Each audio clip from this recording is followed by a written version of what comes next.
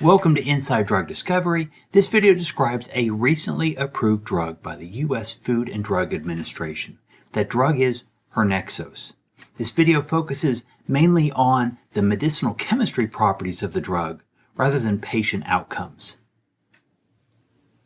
HERNEXOS was approved on August 8, 2025. HERNEXOS is approved for the treatment of non-small cell lung cancer in adults with certain additional stipulations that we will discuss on the next slide. The active pharmaceutical ingredient in HERNEXOS is zongertinib. The drug is administered orally once per day with 60 milligram tablets. The size of the dose depends on the mass of the patient. Patients under 90 kilograms receive a 120 milligram dose. Heavier patients get a 180 milligram dose. The sponsor for the NDA is Boehringer Ingelheim. The prescribing information insert of HERNEXOS can be found through the link at the bottom of this slide, and unless noted otherwise, all the information in this video is taken from the prescribing information. A link to the prescribing information can also be found in the video description. The indication is non-small cell lung cancer, but there are further specifications. 1. The cancer must be unresectable or metastatic. 2. The tumor must have HER2 tyrosine kinase domain activating mutations. Furthermore, those mutations must be detected by an FDA-approved test. 3. The patients should have received a prior therapy for the cancer.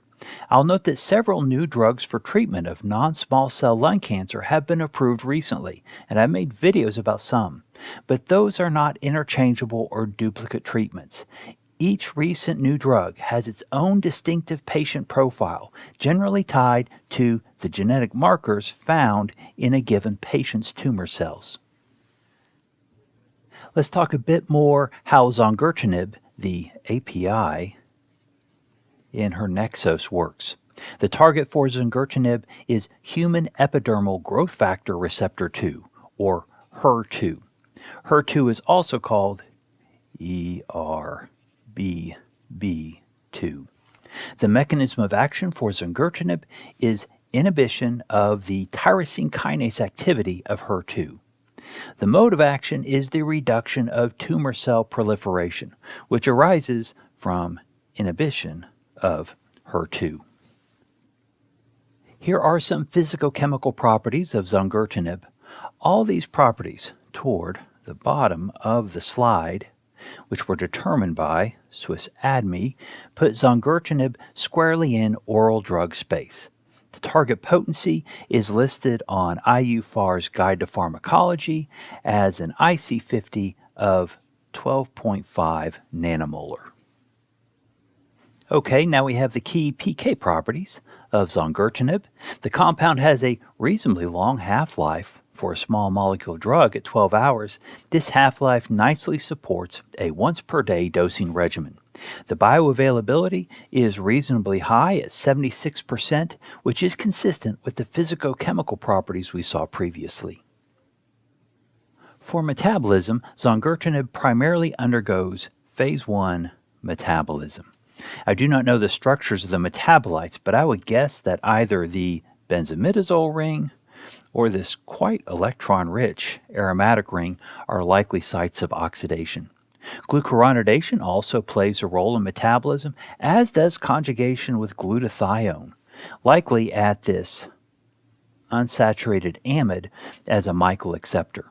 In terms of excretion, zongertinib is almost exclusively excreted via the feces, with some being excreted as unchanged parent drug.